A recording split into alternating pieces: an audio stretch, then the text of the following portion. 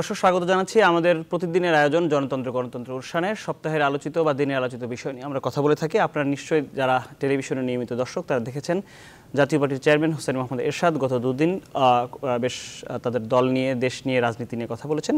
সঙ্গত কারণে আমরা আজকের এই জনতন্ত্র গণতন্ত্র সাজিয়েছি জাতীয় পার্টির রাজনীতি নিয়ে। আমাদের সাথে দুজন অতিথি রয়েছেন। সর্বডান থেকে আমি পরিচয় করে দিতে চাই জাতীয় পার্টির প্রেসিডিয়াম সদস্য কাজী ফিরোজ রশিদ এবং উনি একই সাথে মাননীয় সংসদ সদস্য। আমাদের সাথে রয়েছেন জাতীয় পার্টি জেপি আনোয়ার হোসেন মঞ্জু, জাতীয় পার্টির সাধারণ সম্পাদক শেখ শহীদুল ইসলাম। অসংখ্য ধন্যবাদ আপনাদের দুজনকে। এছাড়াও দর্শক জানিয়ে রাখি আমাদের সাথে আমরা যুক্ত হব আমাদের বিভাগীয় শহরগুলোতে কোন শহরের আমরা যুক্ত হব রাজশাহী, খুলনা, চট্টগ্রাম সহ যে বিভাগীয় শহরগুলো রয়েছে আমাদের কখনো প্রতিনিধির সাথে কখনো সেসব বিভাগের যারা জাতীয় পার্টির দায়িত্বপ্রাপ্ত যারা রয়েছেন তাদের সাথে আমরা যুক্ত হব স্কাইপে প্রধান সম্পাদক পূর্ব পশ্চিম BD.News-এর পীর হাবিবুর রহমান। আমাদের এই অনুষ্ঠানের সঙ্গে থাকার জন্য আপনাদেরকে ধন্যবাদ। অসংখ্য ধন্যবাদ জানাচ্ছি আপনাদের দুজনকেও। যেটি আমরা বলছিলাম যে গত দুদিনে জাতীয় পার্টির চেয়ারম্যান হোসেন মোহাম্মদ এরশাদ উনি বেশ কথা বলেছেন। সিলেটে উনি দলের ভবিষ্যৎ নিয়ে কথা বলেছেন এবং বলেছেন 26 বছর ক্ষমতার বাইরে থাকায় উনি আশা করছেন আগামী 2 বছর দল গুছিয়ে সামনে যে নির্বাচন অনুষ্ঠিত হতে যাচ্ছে সেই নির্বাচনে তার দল ভালো করবে। আমরা জাতীয় পার্টির চেয়ারম্যান হোসেন মোহাম্মদ এরশাদের বক্তব্য একটু শুনে আসতে চাই, তারপরে আলোচনায় যুক্ত হতে চাই। আমরা হোসেন মোহাম্মদ এরশাদের বক্তব্য শুনব। মধ্যবর্তী নির্বাচনের কথা কেন আসে? আমরা 26 বছর ক্ষমতার বাইরে, আমি 6 বছর আমি জেলে ছিলাম, আমার নেতারা কোনো জেলে ছিল, অনেক অত্যাচার সহ্য করেছি, পার্টি ছিন্নভিন্ন হয়ে গেছে। এই পার্টিকে আবার জোড়া লাগাচ্ছি, সংগঠিত করছি, সময়ের প্রয়োজন আছে আমার, কমসে কম 2 বছর লাগবে। সেই জন্যই আমি নির্বাচনী প্রচার শুরু করেছি সিলেট থেকে। সিলেটের মানুষ আর রংপুরের মানুষ আমাকে নতুন জীবন দিয়েছিল। কারিগরি ত্রুটির কারণে আমরা আপনারা হয়তো শুনতে পারেননি যেটি আমি বলছিলাম যে উনি বলেছেন যে জাতীয় পার্টি আবার ক্ষমতায় যেতে চায় এবং তার জন্য প্রস্তুতি নিতে 26 বছর তার দল ক্ষমতায় নেই। আমি নিশ্চয়ই কাজী ফিরোজ রশিদ আপনাকে দিয়ে শুরু করতে চাই। কি অবস্থা জাতীয় পার্টির সংসদের প্রধান বিরোধী দল? ধন্যবাদ। আপনাদের এই নিউজ 24 এই চ্যানেলে প্রথম আমি আর আসা, সেই সুবাদে আমি প্রথমেই অভিনন্দন জানাচ্ছি আপনাদের এই চ্যানেল কর্তৃপক্ষকে এবং প্রখ্যাত সাংবাদিক এই চ্যানেলের যিনি CEO দায়িত্ব পালন করছেন জনাব নঈম নিজাম সাহেবকে এবং আপনারা যারা এখানে কাজ করছেন বিশেষ করে কলাকুশলী সংবাদকর্মী সহ সকলকে যারা এই চ্যানেলের সঙ্গে সংযুক্ত সকলকে আমি আন্তরিক অভিনন্দন জানাচ্ছি। আপনার প্রশ্নের জবাব হচ্ছে যে জাতীয় পার্টি এই দেশের একটি বৃহত্তম রাজনৈতিক দল, দীর্ঘ 9 বছর অত্যন্ত যোগ্যতার সাথে সার্থকতার সাথে এবং এই দেশের মানুষের কল্যাণের জন্য যখন ক্ষমতা ছিল 9 বছর কাজ করেছে। আপনি যত উন্নয়ন দেখবেন এই উন্নয়নের মূল হচ্ছে জাতীয় পার্টি। আপনি যমুনা ব্রিজ যেটা এখন বঙ্গবন্ধু ব্রিজ সেতু বলেন, বুড়িগঙ্গা সেতু বলেন, ধলেশ্বরী বলেন, মেঘনা সেতু বলেন, বড় বড় রাস্তা কানেক্টিং করা, ঢাকার রক্ষাবাদ সহ যদি আপনি উপজেলা যান, এগুলো ছিল একটি ভগ্নদশা একটি থানা যেখানে বাতি জ্বলত না। এরশাদ সাহেব সর্বপ্রথম 460টি উপজেলায় একদিনে বাতি জ্বালিয়েছিলেন, অর্থাৎ থানাকে ভেঙে উপজেলা বানিয়েছিলেন এবং সেই উপজেলার সাথে কানেক্টিং করে দিলেন। সাবডিভিশন যেগুলো ছিল সেইগুলোকে সমস্ত জেলা করলেন। তখন বাজেট ছিল কত জানেন? আপনারা শুনলে হাসবেন, 5,900 কোটি টাকা উন্নয়ন বাজেট ছিল। আমি এখানে একটা তথ্য আপনাকে এই বাজেট নিয়ে তখন আমরা যাত্রা শুরু করেছিলাম। বিদ্যুতের কথা বলছিলেন, বিদ্যুতের তখন কত মানুষ, বাংলাদেশের কত মানুষ বিদ্যুতের মধ্যে এসেছিল? বিদ্যুতের এত ডিমান্ড ছিল না, এত কলকারখানা ছিল না, আমাদের রাস্তাঘাটই নাই, বিদ্যুৎ দেব কোথায়? বাড়ি ঘরই তো এইভাবে ভাবছিল 100 জনের মধ্যে 35 জন বিদ্যুৎ সুবিধা তখন পেত। সমস্ত উপজেলা আমরা বিদ্যুৎ দেওয়া শুরু করেছিলাম। হ্যাঁ, সমস্ত উপজেলা। একদিন তো হয় না, আজ থেকে কত বছর, 90 সাল, তারপর আজকে 26 বছর চলে গেছে। 26 বছর দেশ যেখানে যাবার কথা ছিল সেইখানে দেশে গেছে কিনা তার সাথে আমাদের কম্পেয়ার করবেন। সেদিনের 5,900 কোটি টাকার যে বাজেট, তাই দিয়ে আমরা যে কাজগুলো করেছি, আর এখন 3,00,000 3.5 লক্ষ কোটি টাকার বাজেটে সেই কাজ তার সেই তুলনায় কতটুকু হচ্ছে, সেখানে প্রশ্ন। আমার আরেকটি কথা আছে, শহীদ ভাই সেদিন ক্যাবিনেট মিনিস্টার ছিলেন, সিনিয়র মিনিস্টার ছিলেন, আমিও ক্যাবিনেট মিনিস্টার ছিলাম, আমার আগে শহীদ ভাই ঢুকেছিলেন জাতীয় পার্টিতে। তো সেদিন সর্বক্ষেত্রে উনি এডুকেশন মিনিস্টার ছিলেন, উনি ওনার কথা বলবেন। আমি টিএনটি মিনিস্টার ছিলাম, টেলিকমিউনিকেশন। আমাদের আগে টেলিফোন কি ছিল, তাহলে তার যেত, যদি তার নষ্ট হয়ে যেত, ঝড়ে পড়ে যেত। আপনি সে সময় এমন সময়ের কথা বলছেন যে সরকারের নিপাতের জন্য আন্দোলন করতে হয়েছিল, এবং 9 বছর পরে যখন আমি সেখানে আসতেছি, এক্স্যাক্টলি সেই সরকারের উন্নয়নের কথা আমরা তো সেই আমাদের সেদিনের যে উন্নয়ন বাধাগ্রস্ত না করা হতো, আজকে আমরা সিঙ্গাপুর মালয়েশিয়ার মতন থাকতাম। আপনি লক্ষ্য করবেন যে আমরা মাইক্রোওয়েভ সিস্টেমের টেলিফোন সংযোগ করলাম, সমস্ত ডিজিটাল এক্সচেঞ্জগুলো আমরা করেছিলাম। আজকে যে এই যে টেলিফোন আপনার হাতে আছে, যেটা মোবাইল ফোন, এই লাইসেন্স আমরা দিয়ে এসেছি, সেখান থেকে আপনি অনেক দিয়েছেন, নো ডাউট। কারণ 26 বছর দেশটা আপনার সরকারে থাকবেন, আপনি দিবেন, এটা তো আপনার দায়িত্বের মধ্যে পড়ে। এখানে আমি আমাদের সাথে যুক্ত হয়েছেন পীর হাবিবুর রহমান, প্রধান সম্পাদক পূর্ব পশ্চিম BD.News-এর। আমি পীর হাবিবুর রহমান, আপনাকে অসংখ্য ধন্যবাদ জানাচ্ছি আমাদের এই আয়োজনে যুক্ত হওয়ার জন্য। যেটি কাজী ফিরোজ রশিদ বলছিলেন, তারা যখন ক্ষমতায় ছিলেন 9 বছরে শাসনামলের উন্নয়নের কথা উনি বলছিলেন, এবং অনেক কিছুর দাবি করছেন তারা, যে সে সময় সূত্রপাত বলেই আজকে এখন আপনি সে সময় তুখোর সাংবাদিক ছিলেন, আমরা জানি। আমরা যদিও আলোচনাটা আজকে আরও অনেক বিস্তারিতভাবে করতে চাই, কিন্তু থেমে আছে জাতীয় পার্টির সেই 9 বছরের মধ্যে। কাজী ফিরোজ রশিদ যে দাবিটি করছেন, আমি আসলে আপনার মন্তব্য শুনতেই চাই।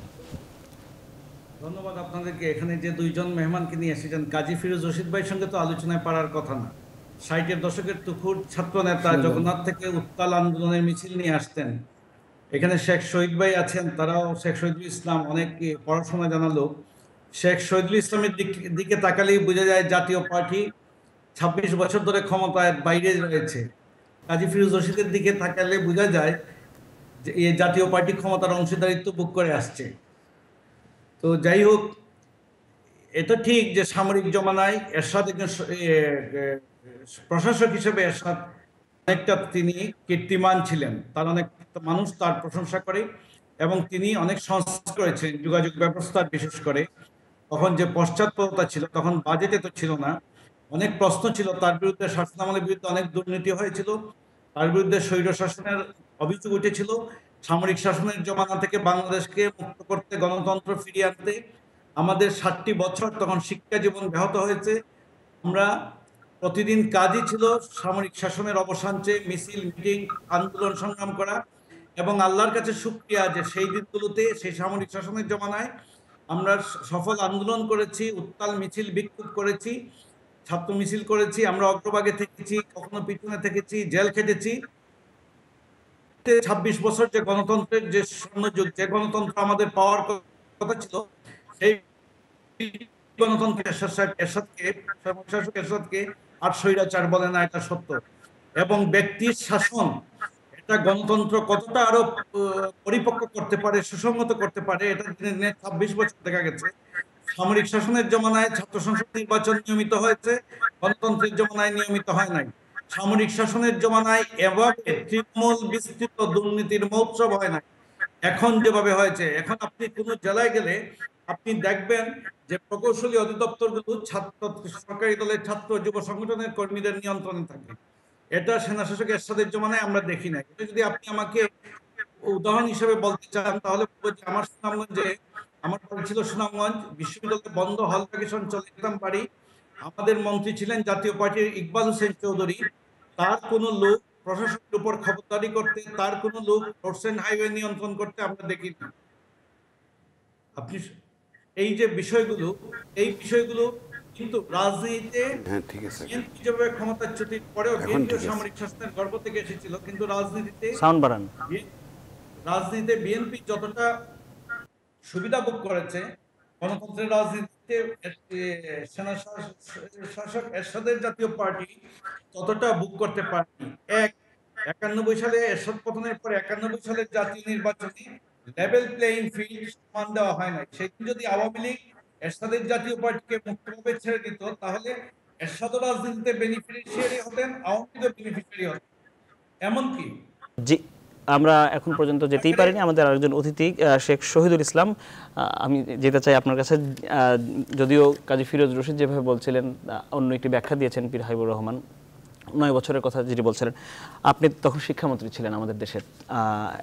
সে সময়কার প্রেক্ষাপট আর এই সময়কার জাতীয় পার্টি এবং বিরোধী দল, যে বিরোধী দলের আবার কজন মন্ত্রী পরিষদের রয়েছেন, সব মিলিয়ে আপনার বিশ্লেষণটা কি?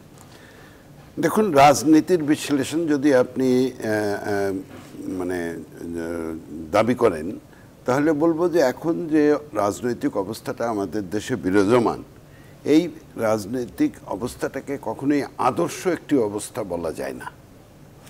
আদর্শ অবস্থা বলা যায় না এই কারণে বলি যে আদর্শ অবস্থানে যখন একটা দেশ থাকে রাজনীতির ক্ষেত্রে, তখন সেখানে 3টি জিনিসের উপস্থিতি খুবই প্রয়োজন। একটি হলো যে সরকারটি থাকবে, সেই সরকারটি একটি অংশগ্রহণমূলক নির্বাচনের মাধ্যমে নির্বাচিত হবে, যে নির্বাচনে মোটামুটি সকল প্রধান রাজনৈতিক দল অংশগ্রহণ করবে এবং নির্বাচনের যে ফলাফল সেটা সামগ্রিকভাবে গ্রহণযোগ্যতা পাবে। দ্বিতীয়ত হলো যে সেই রাজনীতিতে এই সংসদ বয়কট, হরতাল, অবরোধ এইসব জিনিসগুলো থাকবে না।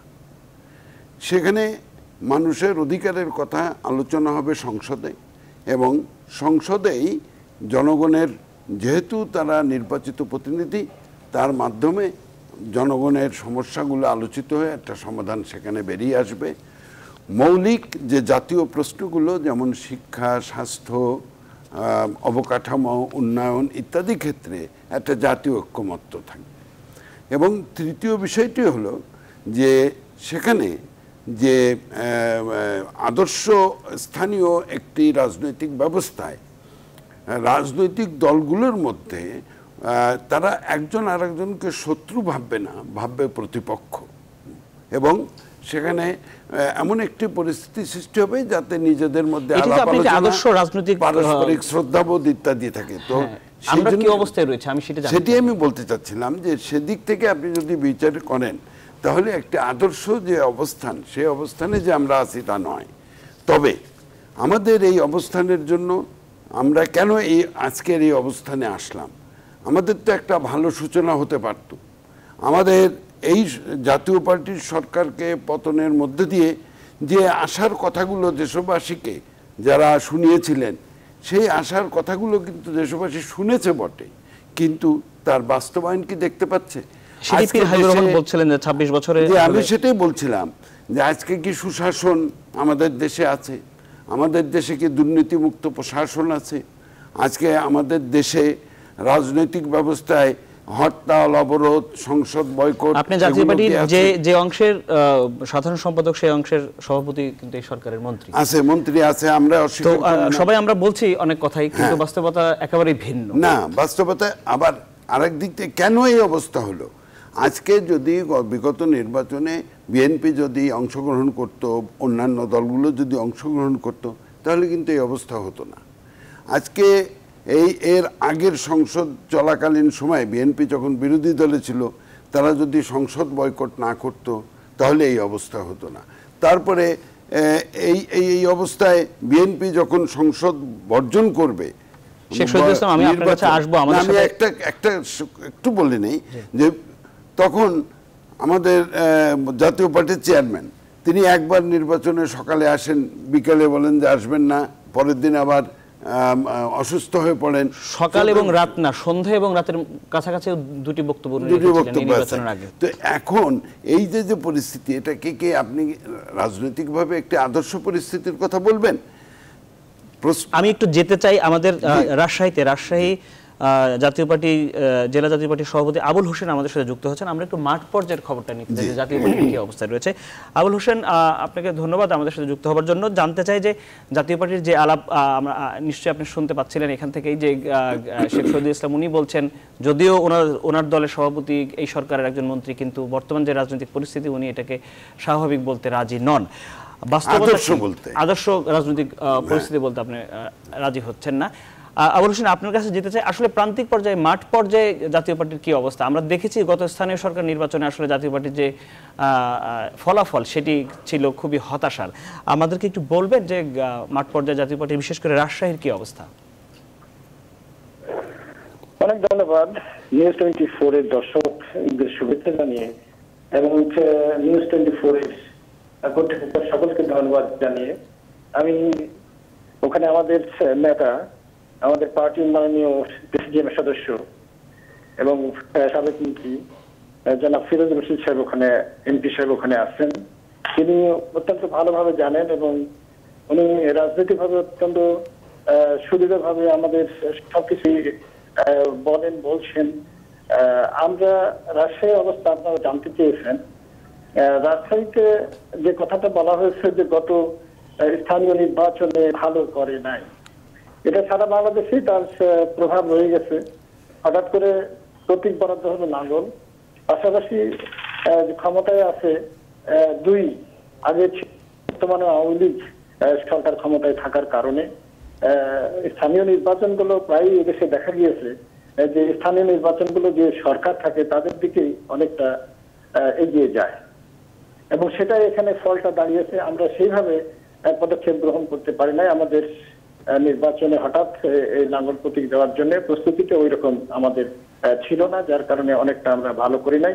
কিছু কিছু জায়গায় আমরা বেশি কিছু সিট আমরা পেয়েছি, হয়তো ইউনিয়ন পরিষদের মেম্বার বা এগুলো। মেয়র ইলেকশনে আমরা ভালো ওইভাবে করতে পারি নাই, আমরা প্রচেষ্টা চালিয়েছিলাম এবং এই জিনিসগুলো আপনারাও সারা দেশবাসী দেখেছেন যে ইউনিয়ন নির্বাচনটা ওইভাবে সুষ্ঠু নিরপেক্ষ হয়েছে বলতে আমরা মনে করি না, জনগণ মনে করে না এবং রাজশাহীতে এটা লক্ষ্য করা গেছে। বিশেষ করে আমি একটা উদাহরণ দিয়ে বলতে পারি যে একটা উপজেলার আমি উদাহরণ দিতে পারি যে রাজশাহী জেলার আপনার বাগমারা উপজেলায় যে নির্বাচনের যে অস্ত্র মহড়া চলেছে, যার কারণে সেইটা আমাদের দেশের আইন শৃঙ্খলা বাহিনী এটা মানে আপনার নিয়ন্ত্রণ করতে না পারা, ওটা স্থগিত করতে হয়েছিল। আমি জানতে চাই আপনার কাছে, ইউনিয়ন পর্যায়ে নির্বাচনে আপনাদের জাতীয় পার্টির কতজন চেয়ারম্যান বিজয়ী হয়েছেন? আমাদের এখানে কেউ বিজয় হয়নি, তবে রাজশাহী জেলায় জাতীয় পার্টির স্থানীয় সরকার পর্যায়ে, মানে ইউনিয়ন পর্যায়ে কেউ নির্বাচিত হননি। সেই বিভাগেই কেউ হয়নি, সেই বিভাগে কেউ হয়নি। উপজেলা নির্বাচনে বিভাগে রাজশাহী জেলায় বলছি, রাজশাহী জেলায়। আচ্ছা, পৌরসভায় রাজনৈতিক পৌরসভাটা আমরা নির্বাচনে কয়েকটি জায়গায় আমরা প্রতিদ্বন্দ্বিতা গিয়েছি, আমরা সেইভাবে ভালো করতে পারি না, বিজয়ী হয়নি। আবুল হোসেন, আপনাকে অসংখ্য ধন্যবাদ। আমরা আরো আসলে অনেকের সাথে যুক্ত হব। আমি কাজী ফিরোজ রশিদ আপনার কাছে যেতে চাই, আপনার সংসদের প্রধান বিরোধী দল, যে বিরোধী দলের অনেকজন আবার মন্ত্রী পরিষদেও রয়েছেন, এরকম একটি অদ্ভুত শাসন ব্যবস্থা আসলে কত জায়গায় রয়েছে আমরা ঠিক জানি না, কিন্তু যেটি শুনলেন যে প্রধান বিরোধী দল একটি বাংলাদেশের একটি অন্যতম প্রধান বিভাগ রাজশাহীতে, সেখানে না স্থানীয় সরকার পর্যায়ের ইউনিয়নে, উপজেলা এবং পৌরসভা কোথাও কেউ নির্বাচিত হয়নি। ঠিক আছে, কেমন এটা কারণ হচ্ছে কি, এই নির্বাচনে যিনি বললেন রাজশাহীর আমাদের নেতা, উনি ভালো করেই জানেন নির্বাচন তো দাঁড়াইতেই দেয় নাই কাউকে, দাঁড়াবে কিভাবে? আওয়ামী লীগ ভার্সেস আওয়ামী লীগ যেখানে যুদ্ধ, তার মধ্যে আমাদের মতন দল গিয়ে কি প্রাণ হারাবে? প্রত্যেকটা ইউনিয়নে আওয়ামী লীগ ভার্সেস আওয়ামী লীগ যুদ্ধ হয়েছে, শতে শতে মামলা হয়েছে, কত মানুষকে হত্যা করা হয়েছে। আওয়ামী লীগ এবং আওয়ামী লীগ, একজন আওয়ামী লীগ ক্যান্ডিডেট হয়েছে আর দুজন বিরোধী মানে বিদ্রোহী প্রার্থী হয়েছে। তার মধ্যে জাতীয় পার্টি কী করতে পারবে? ইউনিয়ন পরিষদ নির্বাচন কী ধরনের নির্বাচন হয়েছে? আমাদের ক্যান্ডিডেট তো দাঁড়াতেই পারে নাই। আর এই ইউনিয়ন পরিষদ নির্বাচন দিয়া জাতীয় নির্বাচনে, আমার কথা শেষ করলে আপনি সুবিধা হবে, আমাদের এই স্থানীয় সরকার নির্বাচন দিয়া জাতীয় নির্বাচনকে আপনি যাচাই বাছাই করবেন না, ওটা বড় আঙ্গিক হবে। আসলে আমাদের যে আপনি বললেন যে জাতীয় নির্বাচন যেটি হয়েছে সেটিতে আপনাদের কি অবস্থা ছিল? আমাদের অবস্থা ভালো ছিল। আমাদের নেতা যদি ওই যেটা আপনি বললেন, আমি একমত, আমাদের নেতা হোসেন মোহাম্মদ এরশাদ প্রথম থেকে যদি উনি অ্যাডামেন্ট থাকতেন যে আমি নির্বাচনে যাব, তাহলে এই নির্বাচনে আমরা কমপক্ষে 100 আসন পেতাম। কিন্তু উনি নির্বাচনে আসবেন না বলে রাজশাহীতে আমাদের সমস্ত ভালো ক্যান্ডিডেট উঠে করাই দিয়েছে। প্রত্যেকটা ডিভিশনে যারা ভালো ক্যান্ডিডেট ছিল, জেতার মতন সব থেকে ভালো প্লেয়ার, তাদেরকে উনি উঠে করে দিয়েছে। আমি নাম বলতে পারবো একদম। কিন্তু উইথড্র করে দিলেন উনি ওনার নির্দেশে ওনার নির্দেশে সবাই উইথড্র করেছেন, জমা দিয়েছেন ওনার নির্দেশে আমরা জমা দিয়েছিলাম, ওনার নির্দেশে উইথড্র করে হয়েছে। পরবর্তী সময়ে এই নির্বাচনটা ম্যাডাম করেছেন, করে আমরা 40টা আসন নিয়ে এখন আছি। একটি কথা, হ্যাঁ ওই তো একটি কথা আপনাকে বলতে চাই, আমাদের 90-এর পতন আপনি বলতেছেন, পতন সম্পর্কে আমি 2 লাইন কথা বলে শেষ করব। এই দেশের সমস্ত মানুষকে গণতন্ত্রের ট্যাবলেট খাওয়ানো হয়েছিল প্রথম দিন থেকে, যে তোমাদের এই স্বৈর শাসক যদি চলে যায় গণতন্ত্রের একদম নহর বয়ে যাবে, দুধের নহর, কারো কোনো অভাব অভিযোগ থাকবে না, ঘরের মধ্যে বসে তোমরা সব কিছু পাবা। তাহে কি বলে গণতন্ত্র, যার যাইছে খাইতে পারবা, দেখতে পারবা, চলতে পারবা, মনের ইচ্ছা পূরণ করতে পারবা, এটি গণতন্ত্র, আইল্যান্ড গণতন্ত্র। তারপরে এই দেশে ওই গণতন্ত্র খাইতে গিয়ে সকল দল, সকল গোষ্ঠী, শিক্ষক সমাজ, সাংবাদিক, ডাক্তার, নার্স, উকিল, এই দেশের গাছপালা আমাদের বুদ্ধি চলে গেল। আমরা 90-এর গণ আন্দোলনে ক্ষমতা ছেড়ে দিতে বাধ্য হলাম আপনার কথায়। তারপর এখন কি গণতন্ত্র দেখতেছি, গণতন্ত্র চালায় কার শোনেন, দেশ চালায় আমলারা। আমলা আবার 3 শ্রেণী আছে, এটা আপনাকে আমি জানাই যাচ্ছি আজকে।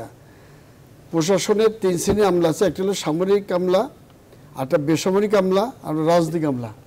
সব থেকে অসুবিধা হলো, ভয়ঙ্কর হলো এই রাজনৈতিক আমলা এখন যারা দেশ চালাচ্ছে। সামরিক আমলা এবং বেসামরিক আমলা, তাদের দিয়ে দেশ চাললে দেশ চলবে, সারা দেশে আমলাদের একটা থাকবে। কারণ আমরা রাজনৈতিক মন্ত্রী, পলিটিক্স করে আমরা পলিটিশিয়ানরা যে মন্ত্রী হই, আমাদের এত কিছু জানাশোনা থাকে না। তারা দীর্ঘদিন ওখান থেকে তাদের জ্ঞান বুদ্ধি দিয়ে আমাদের সাহায্য সহযোগিতা করেন, আমরা চালাই। মন্ত্রীরা করে কি, তারা অ্যাডভাইস করে যে আমরা এইটা চাই, আমার সরকারে এই আছে, আমি এই লাইনে যেতে চাই, আপনারা ওইটা করে দেন। ব্যুরোক্রেসি। আমি সেখানে যাচ্ছি। আমি এখন যদি রাজনৈতিক আমলা হয়, যে একজন এমপি থেকেও বেশি রাজনীতিবিদ, একজন মন্ত্রী থেকেও রাজনীতিবিদ, মন্ত্রী কথা তো আমরা শুনি না। কারণ এই দেশে বর্তমানে নদী নালা, খাল বিল, আকাশ বাতাস, এই সব কিছু আওয়ামী লীগ হয়ে গেছে। আওয়ামী লীগের বাইরে আপনি কাউকে পাবেন না। আপনি যান বাজারে, একজন ট্রাক খেলি কাউকে আমি আওয়ামী লীগ করি, সচিবালয়ে যান, ঢাকা ক্যাবিনেট কমিটি আওয়ামী লীগ করি। আমি একটা কথা বলি ভাইরে, আপনি তো এই যে করেন, আপনার এখানে যিনি আছেন প্রখ্যাত সাংবাদিক নঈম নিজাম সাহেবকে আমি বহু আগে চিনি, উনি আজকে কাগজে ছিলেন। আমি তখন একটি বিবৃতি দিলাম শফিউল্লাহর বিরুদ্ধে, জেনারেল শফিউল্লাহ, এবারও আপনি কথা বলেছেন, যিনি বঙ্গবন্ধুর হত্যার, আমি তো মনে করি যে তার নেগলিজেন্সি 100% দায়ী। সে সময় আপনি যুবলীগের ঢাকার দায়িত্বে ছিলেন, কিন্তু নঈম নিজাম ভাই সাহস করে ছাপাইলেন। তখন খুবই কঠিন ছিল, কোনো সাংবাদিক সাহস করে অনেক কিছু ছাপাইতেন না, কিন্তু উনি সৎ সাংবাদিকতা করেন।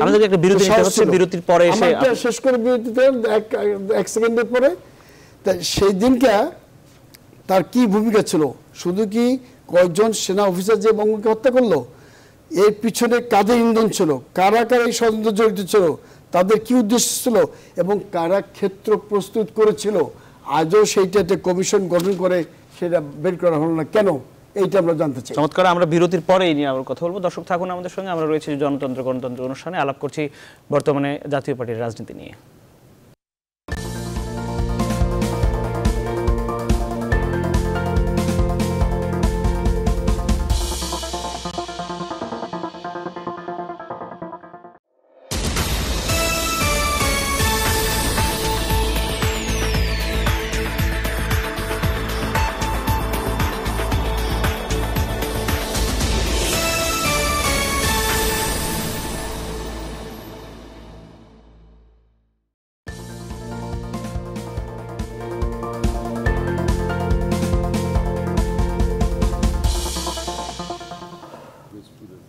দর্শক আবারও স্বাগত আমাদের জনতন্ত্র গণতন্ত্র অনুষ্ঠানে। আমরা সমসাময়িক রাজনীতি নিয়ে আলাপ করছি জাতীয় পার্টির রাজনীতি নিয়ে। আমাদের সাথে দুজন অতিথি রয়েছেন, কাজী ফিরোজ রশিদ, জাতীয় পার্টির প্রেসিডিয়াম সদস্য এবং মাননীয় সংসদ সদস্য, এবং আরেকজন রয়েছেন জাতীয় পার্টি আনোয়ার হোসেন মঞ্জুর, সাধারণ সম্পাদক শেখ শহীদুল ইসলাম। এছাড়া আমাদের সাথে ঢাকার বাইরে যুক্ত আছেন এই মুহূর্তে চট্টগ্রামের রাজনীতিক জাতীয় পার্টির সোলাইমান আলম শেখ। আমরা আসলে শুধু চট্টগ্রাম নাই, আমাদের বিভাগীয় শহরগুলোতেও আমরা কথা বলছি। সোলাইমান আলম শেখ, আপনি নিশ্চয়ই শুনতে পাচ্ছেন। আমরা জানতে চাই যে চট্টগ্রামের জাতীয় পার্টির কি অবস্থা, স্থানীয় সরকার নির্বাচনের যে ফলাফল আমরা দেখেছি, সেক্ষেত্রে যদি আপনি একটু বিশ্লেষণ করেন।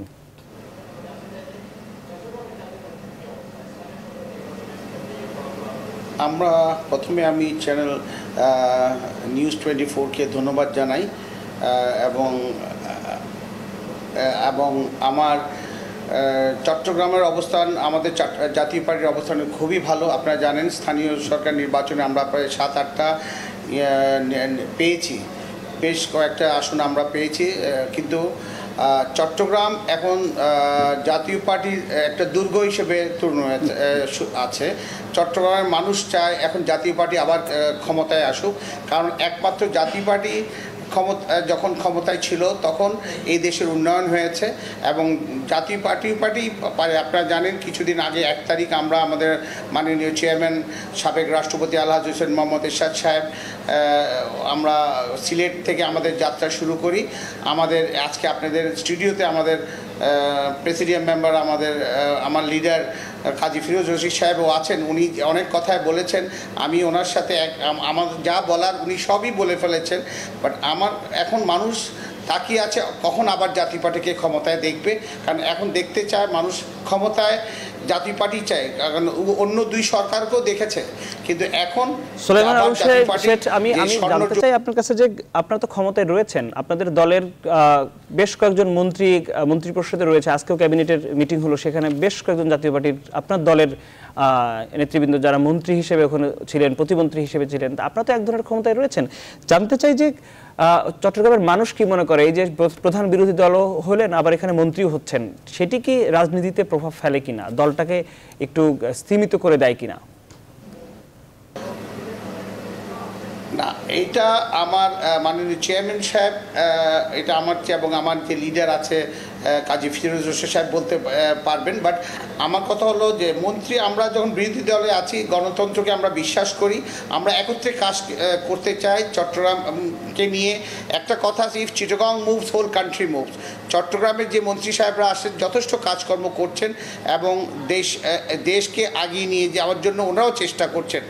আমরা চাই যে আমরা বিরোধী দল থাকলেও আমরা ভালো মন্দ আমরা বলতে থাকি, সবসময় সংসদে আমরা বলি, এবং আমরা আগামীতে এককভাবে আমরা নির্বাচন করতে চাই। ইনশাল্লাহ আমরা আগামীতে একক নির্বাচন করলে আরও অনেক বেশি সিট পাবো এবং আরও ভালো করব এবং ক্ষমতায় যাব বলে আমরা আশা করি। আপনি চাইছেন যে সরকারে যেভাবে আছেন বিরোধী দল, প্রধান বিরোধী দল হিসেবেও থাকবেন, আবার সরকারের মন্ত্রিসভাতেও থাকবেন, এটি ঠিক আছে দলের জন্য?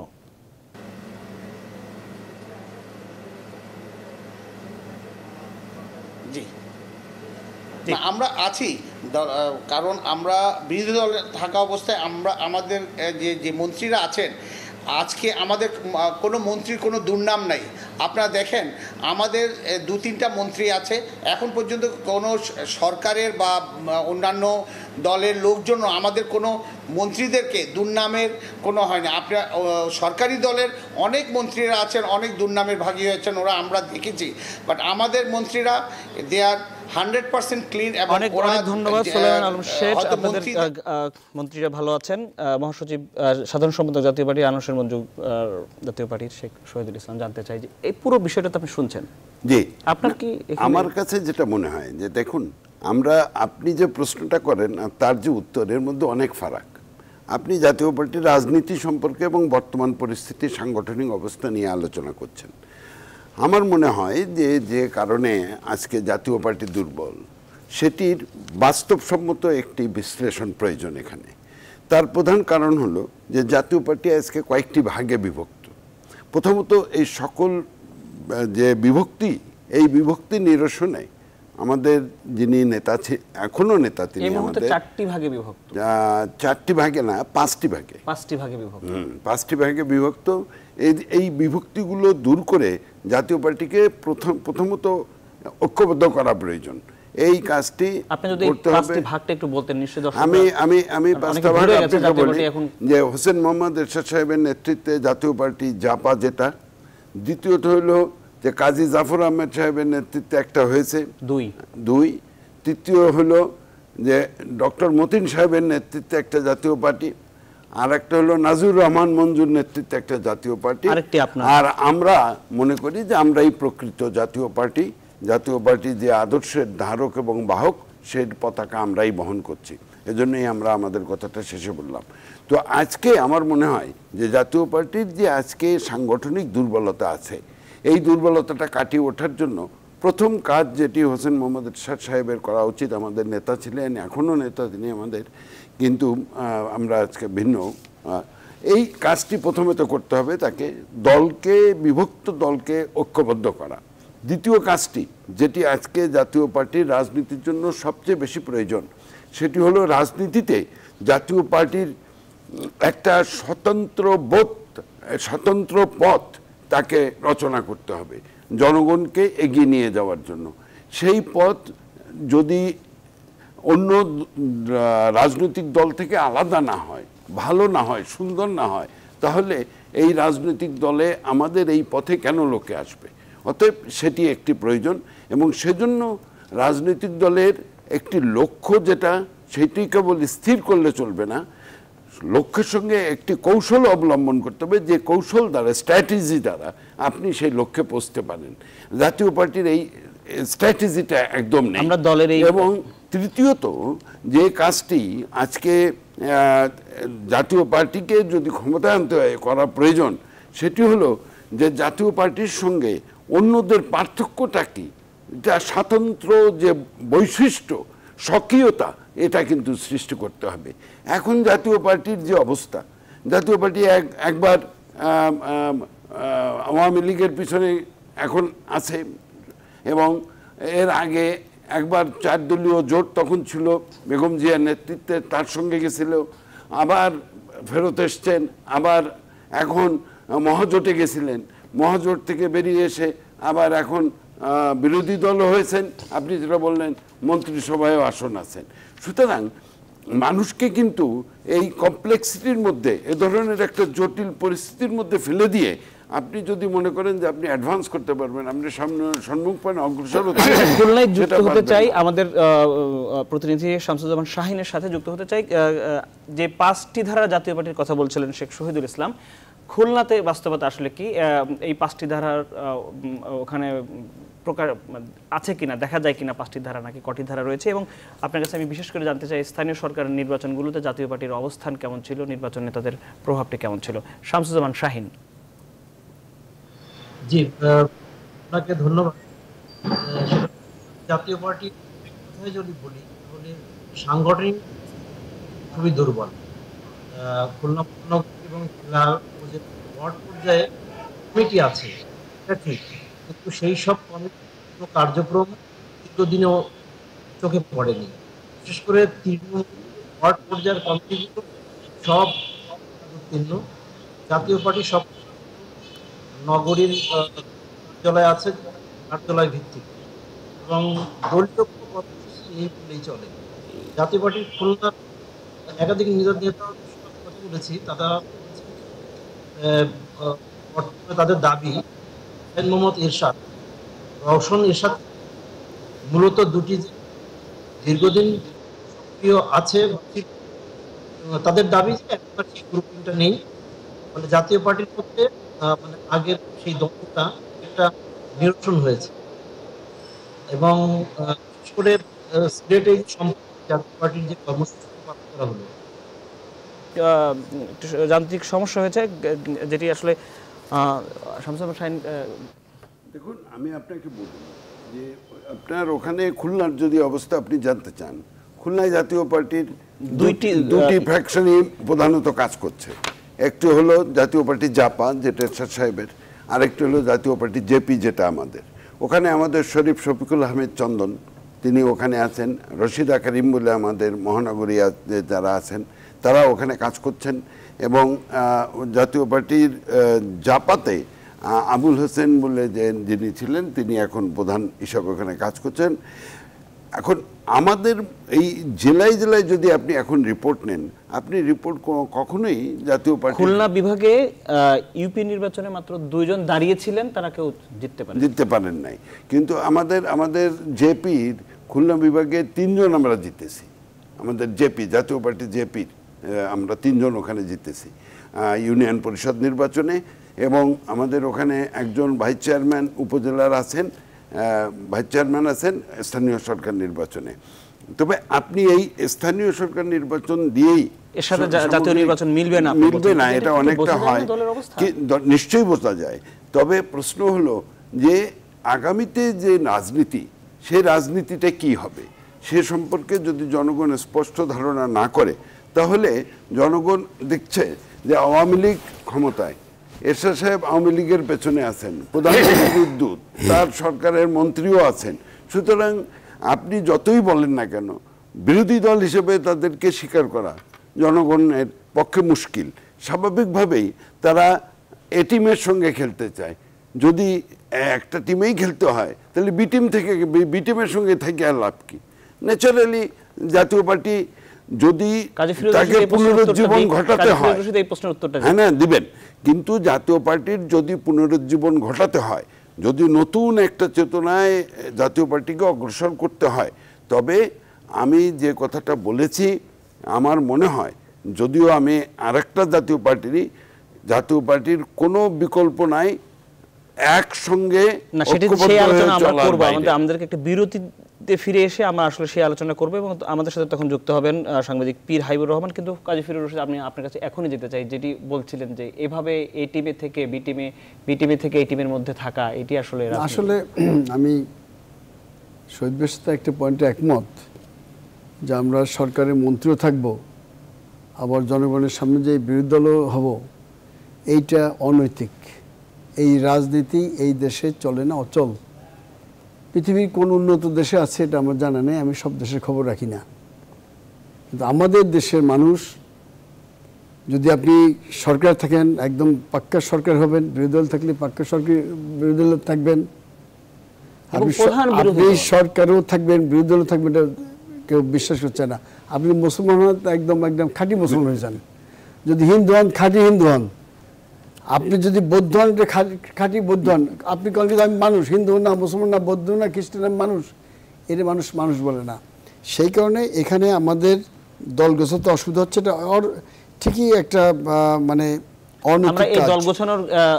আমাদের অনেক প্রশ্নের সম্মুখীন হতে হয়, যে প্রশ্ন আজকে আপনি করলেন, সব সময় করে, কেউ বলুক আর না বলুক। তবে একটি কথা সাথে আমি দ্বিমত পোষণ করবো, যে দল বলতে কি বোঝা যায়? দল হচ্ছে এরশাদ যেদিকে, জাতীয় পার্টি সেদিকে, শেখ হাসিনা যেদিকে, আওয়ামী লীগ সেদিকে, খালেদা জিয়া যেদিকে, বিএনপি ওইদিকে। এখন আর একটা বিএনপি আমাদের হুদা ভাই করতেছেন। এই সমস্ত বেহুদে কাজ কাম, এইগুলো কয়েকদিন ডাকডুল পিটান যাবে, ওতে কাজ হবে না। পাবলিক বিএনপি বলতে খালেদা জিয়া, আওয়ামী লীগ বলতে শেখ হাসিনা। আমি কালকে যদি তৃণমূল আওয়ামী লীগ এটা করে, আমার বাড়ি গোপালগঞ্জ, ওনারও গোপালগঞ্জ, বলি তো মানুষ আমার পাগল করবে। শোনেন, আমরা তো 5টি ভাগের কথা বলেছেন, আমরা শুধু আরেকটি 2টি ভাগ নিয়ে আসছি, এখানে আরো 5টি ভাগ। এরশাদ ছাড়া জাতীয় পার্টির 6টা ভাগ হইতে, কালকে আমিও এটা করতে পারি, জাতীয় পার্টি ফিরোজ। এটা খায় না মানুষের, চেষ্টা করে দেখছি অনেক, সবাই চেষ্টা করছে, আজ পর্যন্ত এটা দেশে কামিয়াব হয় নাই। তবে শহীদ ভাই একটা কথা বলছেন যেটা ভালো, যে আমাদের তো ঐক্যবদ্ধ করতে পারলে সব ভালো হতো। নির্বাচন সামনে আছে, এটা জাতীয় নির্বাচন। চমৎকার, এই আলোচনাটা আমরা শুনতে চাই বিরতি। আমরা শুধু জাতীয় পার্টি, আমরা তো এমন হতে পারে যে আমরা বিকল্প একটা বড় ঐক্যমঞ্চ করে আমরা একক ইলেকশনে যাই ক্ষমতা যেতে চাবো। এই আলোচনা আমরা করবো, আমাদের একটা বিরতি নিতে হচ্ছে। দর্শক থাকুন আমাদের সঙ্গে, আমরা কথা বলছি জনতন্ত্র গণতন্ত্র জাতীয় পার্টির রাজনীতি নিয়ে।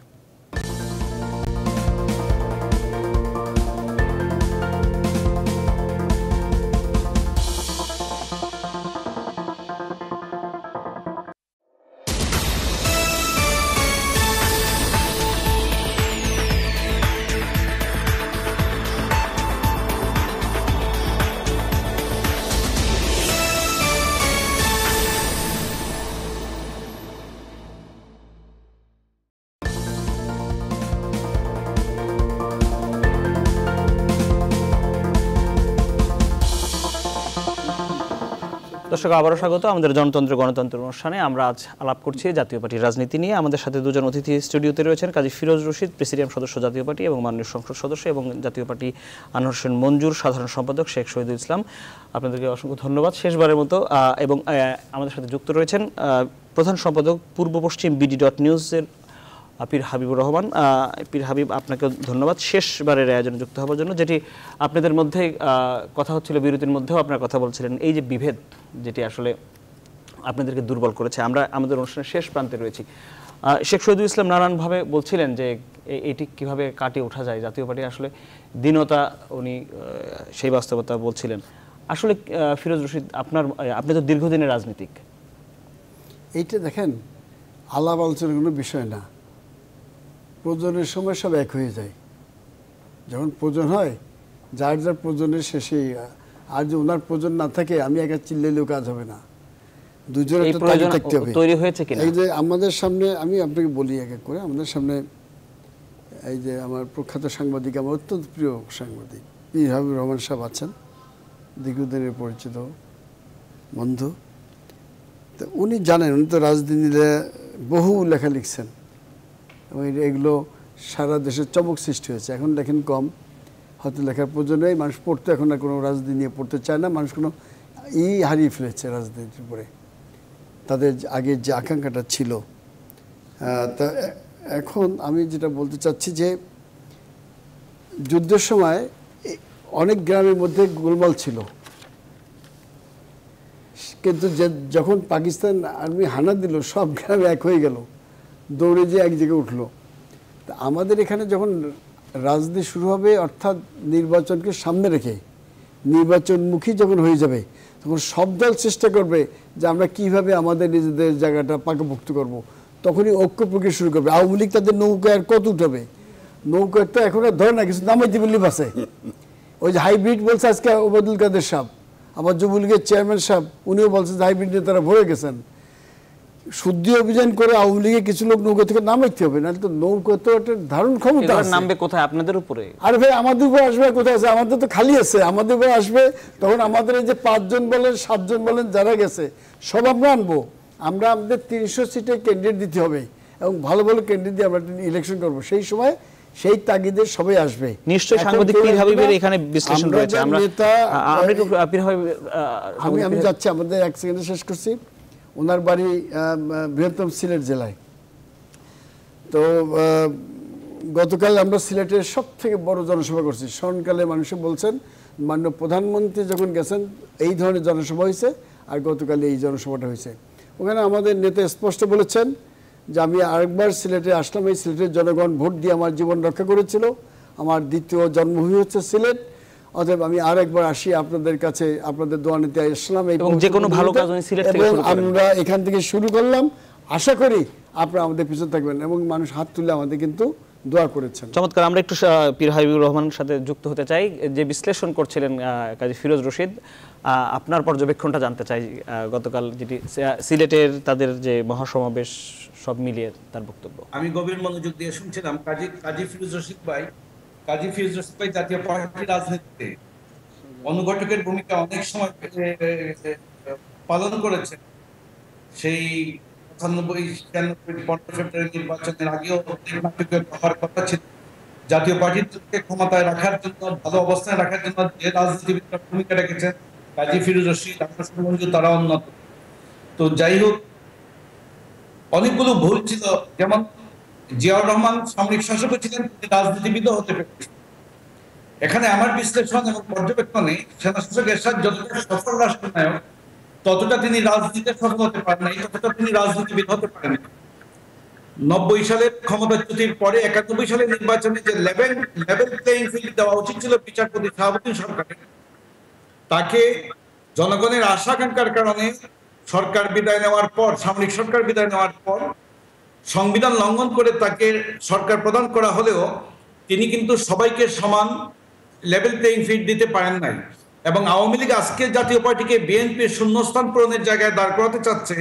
সেই দিন যদি আওয়ামী লীগ জাতীয় পার্টিকেও মুক্তভাবে রাজনীতি করতে দিত, ভোট করতে দিত 91 সালের নির্বাচনে, তাহলে 91 সালের নির্বাচনে বিএনপি ক্ষমতায় আসে না, হয়তো আওয়ামী লীগই অংশীদারের ভিত্তিতে ক্ষমতায় আসতো। এই বিষয়গুলো এখন দিন দিন উন্মোচিত হচ্ছে। জাতীয় পার্টি স্বাভাবিক বা স্বাধীনভাবে রাজনীতিটা করতে পারছে এখনকার? আমি বলি যে এখনকার জাতীয় পার্টি এইবারের 5 জানুয়ারি নির্বাচনে এরশাদ যেভাবে নির্বাচনে এসেছিলেন, যদি তিনি থাকতেন শুরু থেকে, তাহলে আজকে 70-80টি আসন থাকতো। এই কারণে আজকে জাতীয় পার্টি সংসদে একটা ঘর জামাই বিরোধী দল হিসেবে চিহ্নিত, সরকারেও আছে, বিরোধী দলেও আছে। এটা মানুষ গ্রহণ করছে না, মানুষ বিশ্বাস করে না সংসদে এখন একটা বিরোধী দল আছে, এটা থেকে সরকারের অংশ বা সরকারের আত্মা মনে করে, দেহের অংশ মনে করে। এবং যতদিন এরশাদ জীবিত ততদিন জাতীয় পার্টি ক্ষমতার অংশীদারিত্ব পাবে, কিন্তু ক্ষমতায় যেতে পারবে না। এরশাদ সিলেটে গেছেন, সিলেটে আওয়ামী লীগ এবং বিএনপিতে একসময় সাইফুর রহমান হুমায়ুন চৌধুরীর মতো জনপ্রিয় প্রার্থী ছিলেন, সিলেট সদরে এখন শক্তিশালী প্রার্থী নেই। এরশাদ হয়তো আগামী নির্বাচনে সিলেট সদর থেকে দাঁড়াবেন এবং তিনি হয়তো তারই বিজয়ী হবেন। সারা বাংলাদেশের জাতীয় পার্টির একটি ভোট ব্যাংক আছে, কিন্তু প্রার্থী নেই বা নিজস্ব ক্যারিসমায় জিতে আসার মতো প্রার্থী নেই। একসময় রংপুর তার দুর্গ ছিল, সিলেট তার দুর্গ ছিল, এখন রংপুরের দুর্গে পতন ঘটেছে, সিলেটের সেই আগের দুর্গ নেই। এখন কতটা পুনরুদ্ধার করতে পারবেন সেটা দেখার বিষয়। যদিও সরকারের চোখে আগামী রাজনীতিতে ব্যক্তিগত নির্বাচনে আসবে, সেখানে জাতীয় পার্টি সরকারের সঙ্গে থাকবে না বিরোধী থাকবে, সেগুলো এখনো পরিষ্কার হয়ে ওঠেনি। ধন্যবাদ পীর হাবিবুর রহমান। শেখ শহীদুল ইসলাম, আপনি বলতে চাইছেন? আমার যেটা বক্তব্য সেটা হলো যে এই যে বলা হলো যে সিলেটে একটি বড় জনসভা হয়েছে, একটি জনসভা দিয়ে কিন্তু জনপ্রিয়তার মাপকাঠি নয়। জনপ্রিয়তা থাকতে পারে, কিন্তু সঙ্গে সঙ্গে নেতৃত্বের প্রতি আস্থাহীনতা আসে, এবং আস্থা যদি অর্জন করা না যায়, মানুষকে যদি কনফিডেন্ট করা না যায় যে আমার উপরে তোমরা ভরসা রাখতে পারো, তাহলে কিন্তু ভোট আসে না। আমাদের রাজনীতিতে বর্তমানে যে ট্রেন্ড বা যে ধারা অব্যাহত আছে, এই ধারা যদি অব্যাহত থাকে তাহলে তো আমার মনে হয় জাতীয় পার্টি তো ক্ষমতায় আসার চিন্তা ভাবনা করছেন। আজকে শেখ শহীদুল ইসলাম, আমার একটি প্রশ্ন করতে ইচ্ছা হচ্ছে, আমার তো মনে হয় যেটি পীর হাবিব জাতীয় পার্টি বলছিলেন বিলুপ্ত না হয়ে যায়, যেটি প্রশ্ন করছিলেন পীর হাবিবুর রহমান, যে সে সময় 91 সালে জাতীয় পার্টি স্বাধীনভাবে নির্বাচন করতে পারেনি, চলতে পারেনি। এখন কি জাতীয় পার্টি, আপনার পর্যবেক্ষণ কি, এরশাদের জাতীয় পার্টি কি স্বাধীনভাবে রাজনীতি করতে পারছে? আমি আপনাকে একটা বলি যে রাজনীতিতে আপনি স্বাধীনভাবে করতে পারবেন কিনা সেটা যদি অন্য নির্ধারণ করে দেয়, তাহলে তো আপনি স্বাধীনভাবে কোনোদিন রাজনীতি করতে পারবেন। আমরা রাজনীতিতে প্রধান অন্তরায় হলো, আত্মবিকাশের ক্ষেত্রে প্রধান অন্তরায় হলো সক্রিয়তার অভাব। জাতীয় পার্টি জাপা আজকে এই সক্রিয়তার অভাবে ভুগছে, এবং এই সক্রিয়তার অভাবের কারণেই আজকে জাতীয় পার্টি ক্রমান্বয়ে দ্বিধা বিভক্ত এবং চতুর্থ 4 ভাগে তারা বিভক্ত হয়েছেন। আজকে আমি একটা কথা বলতে চাই, শেষ কথাটাই বলতে চাই, যে জাতীয় পার্টি অনেক ভালো কাজ দেশে করেছে। আজকে গর্বের সঙ্গে আমরা অনেক কথা বলতে পারি, এই যে কম্পালসারি প্রাইমারি এডুকেশন, এটা জাতীয় পার্টির করা, এই যে মেয়েদের শিক্ষা বৈতনিক করা, আমরা এই আলোচনা আরেকদিন করব, ইত্যাদি অনেক কথাই বলা যায়। কিন্তু আমি যে কথাটা বলতে চাই, যে দল হিসাবে যদি জাতীয় পার্টিকে আবার পুনরায় সুন্দরভাবে আত্মপ্রকাশ করতে হয়, তবে তার একটি আলাদা সক্রিয়তা দরকার। আমাদের সাথে আমরা কাজী ফিরোজ রশিদ আপনাকে দিয়ে শেষ করব, কিন্তু তার আগে আমরা পীর হাবিবুর রহমানের সাথে আরেকবার যুক্ত হব। পীর হাবিবুর রহমান, আপনি ছোট্ট করে শেষ করবেন আজকের আলোচনাটা। ইসলাম ভাইয়ের সব বক্তব্যের সঙ্গে একমত নই। বিভক্ত জাতীয় পার্টি কোনোদিন ঐক্যবদ্ধ হতে পারবে না, এবং এরশাদের জাতীয় পার্টি কোনোদিন সরকার গঠনের মতো রাজনৈতিক আন্দোলন করতে পারবে না। কারণ সেনা 91 থেকে গণতান্ত্রিক কোনো সরকার, আওয়ামী লীগ বিএনপি সবাই এরশাদকে খাঁচায় পুরে রাখতে চেয়েছেন। এরশাদ সকালে যখনই জনগণের পক্ষে কথা বলেছেন, বিকেলেই মামলা পুনরুজ্জীবিত হয়েছে। মামলা দিয়ে তাকে বেঁধে রাখা হয়েছে, তার হাত পা, এবং এই মামলার জন্যই তিনি আজকেও সরকার বিরোধী অবস্থানে যেতে পারবেন না। এটা হলো গিয়ে সত্য, চরিত্র সত্য।